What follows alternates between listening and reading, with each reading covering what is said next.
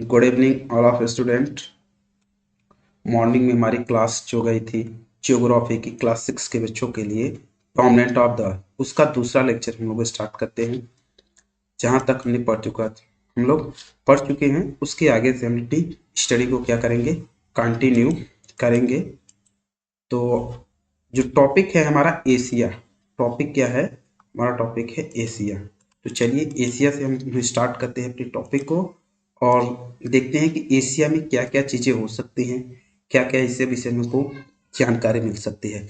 तो एशिया के विषय में क्या भी इंफॉर्मेशन है, उस इंफॉर्मेशन को हम करते हुए आगे बढ़ते हैं। तो चलिए इसमें पहले एशिया देखिए, हिंदी और इंग्लिश में अगर नाम देखा जाए तो हिंदी और इंग्लिश में एशिया ही लिखा रहता है, हिंदी में एशिया लिखा रहेगा। क्या लिखा रहेगा? एशिया। एशिया। तो एशिया के विषय में हम लोग क्या करते हैं, डिस्कस करते हैं। अब इस डिस्कस के दौरान क्या क्या चीज़ें हमको जानकारी मिलती हैं उसको भी हम लोग हाईलाइट करते हुए चलेंगे। तो पहली है एशिया। कह रहा है Asia is the largest continent in the world. मतलब एशिया जो है क्या है, लार्जेस्ट मतलब सबसे बड़ा। एशिया जो हमारा है क्या है, सबसे बड़ा कॉन्टिनेंट है। कैसा है कि सबसे बड़ा कॉन्टिनेंट है, लार्जेस्ट कॉन्टिनेंट। कौन सा है? लार्जेस्ट कॉन्टिनेंट है। लार्जेस्ट कॉन्टिनेंट हमारा क्या है, लार्जेस्ट कॉन्टिनेंट है। ठीक, continent in the world, world में कह सकते हैं कि सबसे बड़ा जो कॉन्टिनेंट है हमारा क्या है, हमारा एशिया का कॉन्टिनेंट है। Asia in the world. ठीक, अब इसमें कह रहा है कि occupies, occupying, occupying almost one third of the earth total land area. मतलब पूरे विश्व का क्या कहता है, वन बटे थर्ड, वन बटे थर्ड बात क्या है, वन बटे थर्ड टोटल एरिया यही कवर करता है, पूरे विश्व का वन थर्ड एरिया कवर करता है ये। Most Asia lies the northern and eastern hemisphere. Hemisphere की बात करें तो जो हमारा ग्लोब होता है, अगर हम ग्लोब की बात करें तो जो हमारा ग्लोब है उस पे अगर हम बात करें तो उस ग्लोब पे कहाँ पे स्थित है हमारा एशिया। तो चलिए इसको देखते हैं कि अगर हम ग्लोब बनाए, हमने ग्लोब बनाए, ये हमने ग्लोब बना दिया। हमने क्या किया, ग्लोब, ये हमारा इक्वेटर हो गया, इधर हमारा ईस्ट होता है, ये हमारा नॉर्थ होता है, साउथ और ईस्ट, यही होता है। तो एशिया अगर मेनली देखा जाए तो एशिया हमारे कौन सा पार्ट कर रहा है कि नॉर्थन एंड ईस्टर्न, मतलब उत्तर और पूर्वी हेमिस्फीयर में पाया जाएगा। तो मतलब ये जो एरिया है हमारा इस यहाँ पे पाया जाएगा। चलिए अच्छा दूसरे कलर से इसको डिनोटेट करता हूँ। ये यहाँ पे इस ग्लोब पे इस एरिया में, इस ग्लोब के इस एरिया हमारा एशिया पाया जाएगा। कहाँ पाया जाएगा? इस एरिया में हमारा एशिया यही पाया जाएगा। ग्लोब में, ग्लोब में अगर हम देखेंगे तो एशिया हमारा इसी पार्ट पे पाया जाएगा। ठीक है, एशिया। तो चलिए यही कह रहा है कि हेमी it extend from the 80 degree north and 10 degree south latitude. मतलब ये हमारा लैटिट्यूड होता है, तो मतलब लैटिट्यूड में हमारा 80 डिग्री क्या होगा, 80 डिग्री, 80 डिग्री नॉर्थ में, मतलब नॉर्थ साइड, मतलब यहाँ पे 80 डिग्री नॉर्थ साइड, ये नॉर्थ हमारा हो गया। एंड 10 डिग्री साउथ मतलब दक्षिण, मतलब 10 डिग्री साउथ नीचे की तरफ, साउथ लैटिट्यूड फ्रॉम, एंड कह रहा है कि 28 degree east, 28 degree east and 170 degree longitude पे पाया जाता है। मतलब 28 डिग्री ये कहाँ पाया जाएगा, ईस्ट की तरफ, 28 डिग्री ईस्ट की तरफ और 178 डिग्री ईस्ट की तरफ। मतलब ये जो हमारा ग्लोब हो गया, ग्लोब पे अगर हम ईस्ट की तरफ आए लैटिट्यूड के, तो ये हमारा स्टार्ट होगा कहाँ से, 28 डिग्री से। मतलब ये हमारा 28 डिग्री से लेके 170 डिग्री ईस्ट तक ये पाया जाएगा लॉन्गिट्यूड। अब कह रहा है कि topic of cancer, topic of cancer, topic of cancer, topic of cancer pass to threat this continent, मतलब इस कॉन्टिनेंट में टॉपिक ऑफ कैंसर क्या करती है, पास करती है। It join to the land mass of the Europe, मतलब ये ज्वाइंट होती है कितना, लैंड मास के द्वारा, किससे, यूरोप से ज्वाइंट होती है। ये कॉन्टिनेंट किससे जुड़ा होता है, एशिया और यूरोप दोनों सटे हुए हैं, अटलांटिस पर्वतमाला से है जो इसको अलग करती है। Thus we use to term Eurasia, मतलब एशिया और इसको मिला के हम क्या यूज करते हैं, यूरेशिया कहते हैं। क्या कहते हैं, यूरेशिया कहते हैं। फॉर दिस कॉम्बिनेट लैंड, ये हमारे लैंडमार्क से जुड़ा है। It is surrounded by three oceans, ये किससे घिरा, सराउंडेड मतलब घिरा होना, सराउंडेड मतलब क्या होता है, घिरा हुआ है।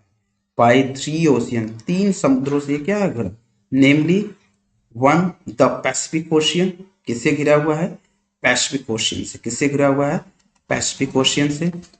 इन द ईस्ट में, मतलब पूर्व की तरफ ये किससे घिरा हुआ है, पूर्व की तरफ एशियन से घिरा हुआ है, ईस्ट में पैसिफिक ओशियन। एंड द, कह रहा है कि इन द, चलिए दूसरा कह रहा है कि द अटलांटिक ओशियन, कह रहा है कि the Atlantic ocean, the Atlantic ocean, the north, मतलब इसके उत्तर में अटलांटिक ओशन है, उत्तर में क्या है, अटलांटिक ओशन। एंड और और the Indian ocean the south, और दक्षिण में इसके क्या है, इंडियन ओशियन है। तो चलिए एक बार इसका हम लोग थोड़ा सा फिगर भी देख लेते हैं हम।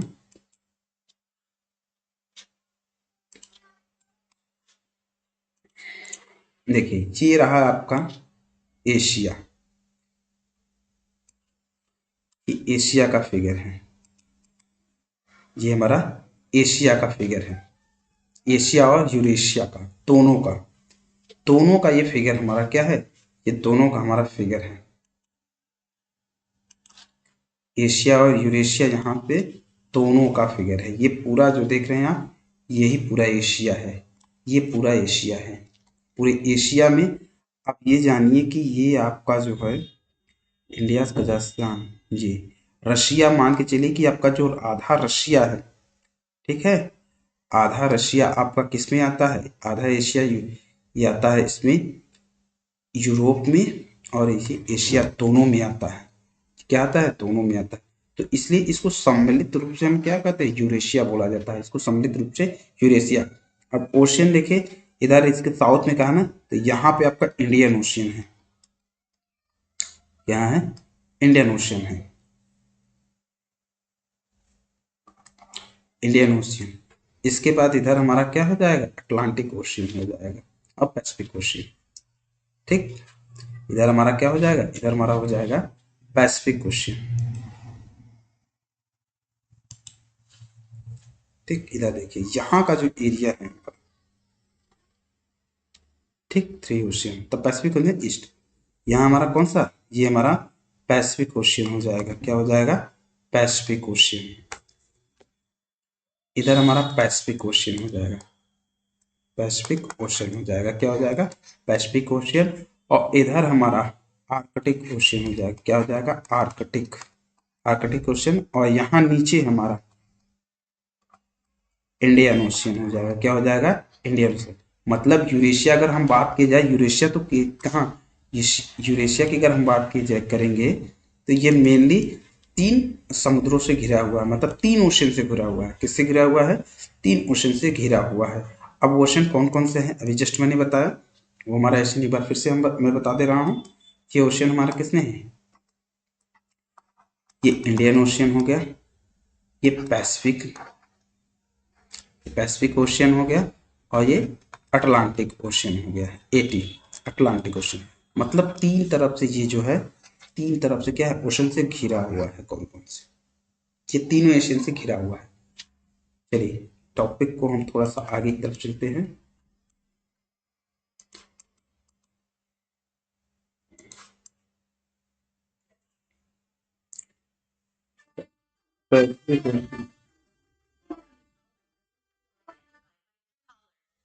ठीक है, पैसिफिक ओशियन, अगर हम पैसिफिक ओशियन की बात करें, और हाँ थोड़ा सा इसमें भी रह गया है, तो एशिया है द वेस्ट प्लेन। मतलब एशिया का जो एरिया है वो क्या है, वो काफी प्लेन है। Asia has a vast plain. The high mountain, यहाँ पे ऊंचे ऊंचे माउंटेन है, एंड फर्टिल रिवर वैलीज। और फर्टिल मतलब क्या होता है, उपजाऊ रिवर वैली है, मतलब घाटियां हैं। रिवर वैली मतलब घाटी, नदियों की जो घाटी है, नदी बेसिन होता है, वो है हमारा fertile. The highest mountain in the world, mount Everest highest plateau. अब यहाँ पे अगर हम माउंटेन की बात करें कि the highest mountain in the world, विश्व का सबसे बड़ा ऊंचा जो माउंटेन है माउंट एवरेस्ट, कहाँ है, इसी एशिया में ही है।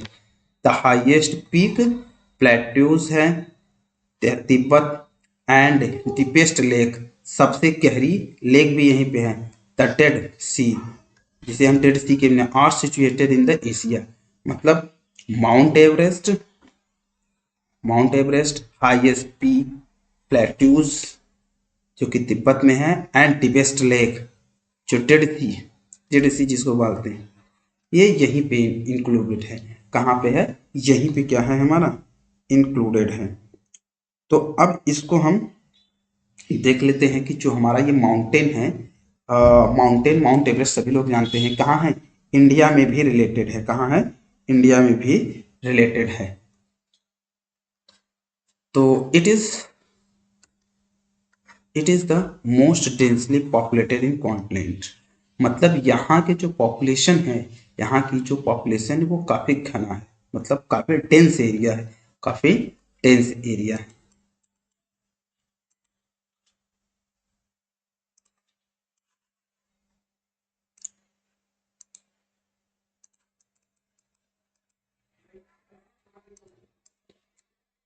अब देखिए इसमें जो है रशिया, कह रहा है कि Russia, Russia is the biggest country. मतलब एशिया में अगर सबसे बड़ी country, India biggest country size lies in this continent. मतलब एशिया में अगर सबसे बड़ी कंट्री की बात की जाएगी तो कौन होगा, सबसे बड़ी कंट्री हमारी कौन सी होगी, रशिया कंट्री सबसे बड़ी कंट्री है। द इंडियन सब continent is the part of Asia. Indian सब कॉन्टिनेंट मतलब भारतीय जो प्रायद्वीप है ये भी क्या है, इंडिया में भी है। Many great civilisation flourished in Asia. कई सारे महत्वपूर्ण सभ्यता जो है, सिविलाइजेशन मतलब क्या होता है, सभ्यता। क्या होता है, सभ्यता। सिविलाइजेशन मतलब होता है सभ्यता। ये कहाँ पे है, यहीं पर है। किसमें है, एशिया में ही कई सारे इंपॉर्टेंट सिविलाइजेशन भी यहीं पे पाए गए हैं।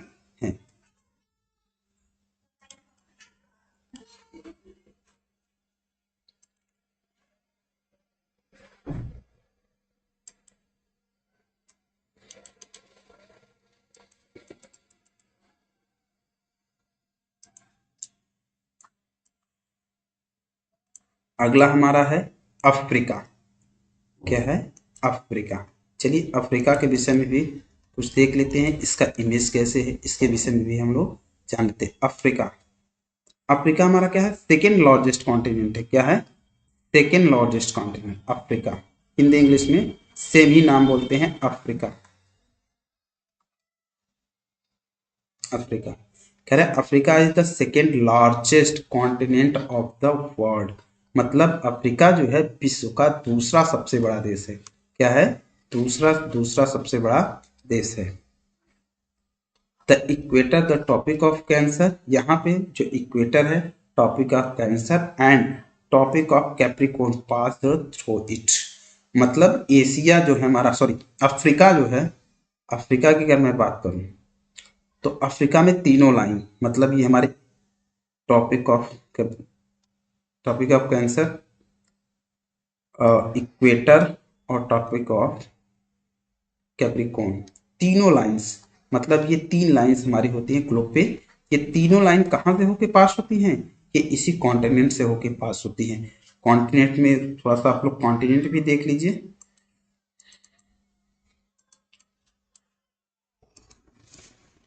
ये रहा कॉन्टिनेंट, ये रहा साउथ अफ्रीका का इमेज।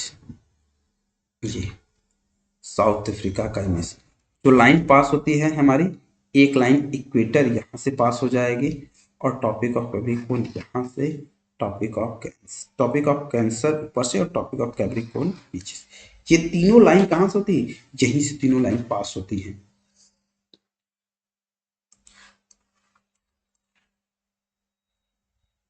अब इट इज, अगर इट इज इसकी हम बात करें तो ये जो है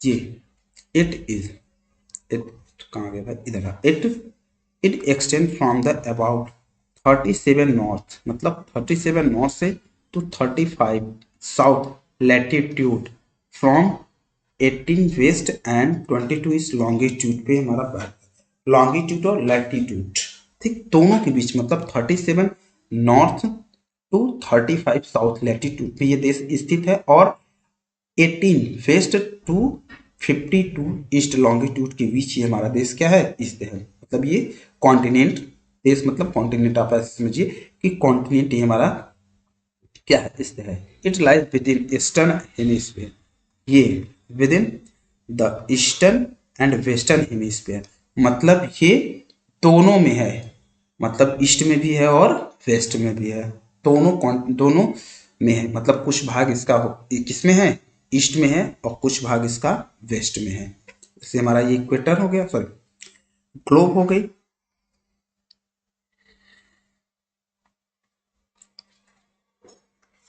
तो ये हमारा ग्लोब हो गया, ठीक, ग्लोब पे हमने कह दिया।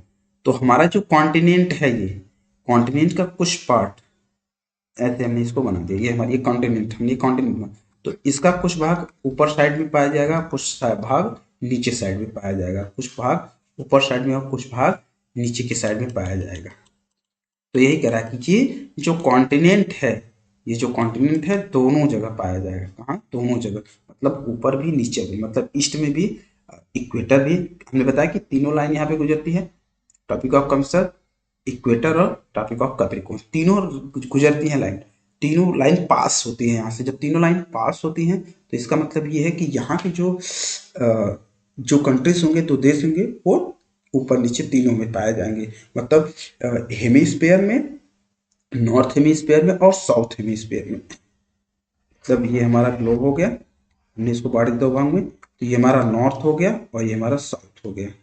तो कुछ कंट्रीज इसके नॉर्थ में भी पाए जाएंगे और कुछ कहाँ पाएंगे, कुछ साउथ में भी पाए जाएंगे। ठीक है, चलिए आगे चलते हैं।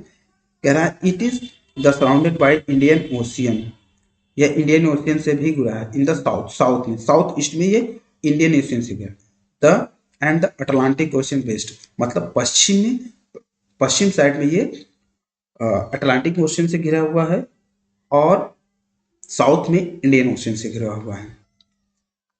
The largest desert in the world, विश्व का सबसे बड़ा जो डेजर्ट है, largest desert in the world, विश्व का सबसे बड़ा desert, the Sahara desert and the longest river Nile, मतलब विश्व की सबसे बड़ी नदी, विश्व की सबसे बड़ी नदी और विश्व का सबसे बड़ा डेजर्ट कहाँ पाया जाता है, यहाँ विश्व की सबसे बड़ी नील नदी, फाउंड इन द अफ्रीका, माने अफ्रीका में ही विश्व की सबसे बड़ी नदी क्या होती है, पाई जाएगी। तो the Kalahari desert in also in Africa, मतलब दो डेजर्ट हो गए, कौन कौन से, कालाहारी और सहारा। सहारा विश्व का सबसे बड़ा डेजर्ट है और कालाहारी यहाँ भी पाया जाएगा। The highest mountain peak Kilimanjaro, the highest mount peak Kilimanjaro, मतलब इस माउंटेन की हाईएस्ट जो पीक है, हाईएस्ट जो पीक है Kilimanjaro, the highest, the highest mountain peak Africa is Kilimanjaro, which is located in Tanzania, मतलब किलीमंजारो यहाँ का जो सबसे ऊंचा पर्वत है किलीमंजारो, कहाँ पाया जाएगा, वो तंजानिया में पाया जाता है। कहाँ पाया जाता है, तंजानिया में पाया जाएगा। The south Africa is the famous gold and diamond for its rich animal life, मतलब यहाँ पे, यहाँ सोना और डायमंड फेमस है, और यहाँ पे रिच एनिमल लाइफ भी काफ़ी रिच है, काफ़ी ज़्यादा रिच एनिमल भी यहाँ पाए जाते हैं। तो साउथ अफ्रीका का इमेज आप बोलूँगा फिर से देख लीजिए कि साउथ अफ्रीका का इमेज हमारे क्या है, यही है। थोड़ा सा इसको हम लोग छोटा करते हैं, ये अब आ जाएगा। ये रहा साउथ अफ्रीका का इमेज।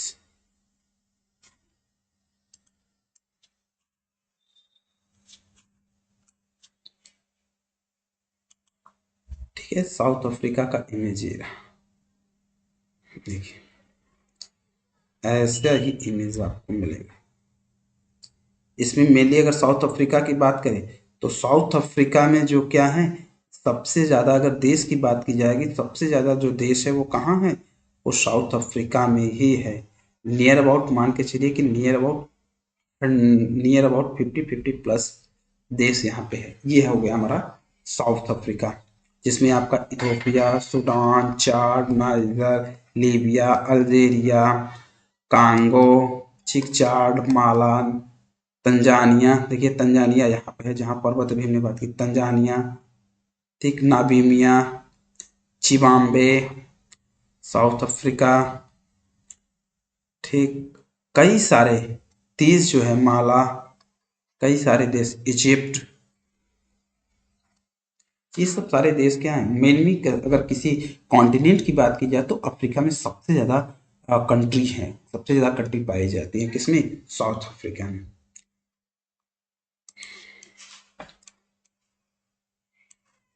अब अगला है हमारा नॉर्थ अमेरिका। क्या है, नॉर्थ अमेरिका।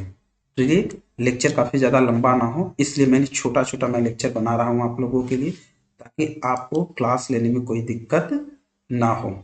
तो चलिए, जो ये नॉर्थ अमेरिका है, अब इसको हम अगले लेक्चर में स्टडी करेंगे। क्या करेंगे, अगले लेक्चर में हम स्टडी करेंगे। अगला लेक्चर जो हमारा होगा कहाँ से, यही नॉर्थ अमेरिका से ही स्टार्ट होगा। अगला लेक्चर हमें north America, north America, north America. तो चलिए फिर मिलते हैं हम लोग अपनी नेक्स्ट क्लास में हम सभी। तो तब तक के लिए आप लोगों के गुड इवनिंग। बाय। सभी लोग लेक्चर को अच्छे से फॉलो कीजिए, ताकि कोई भी प्रॉब्लम ना हो। जिसको भी लेक्चर समझने में दिक्कत होती है या परेशानी होती है, वो मुझसे कंसल्ट कर लेगा मेरे नंबर पर।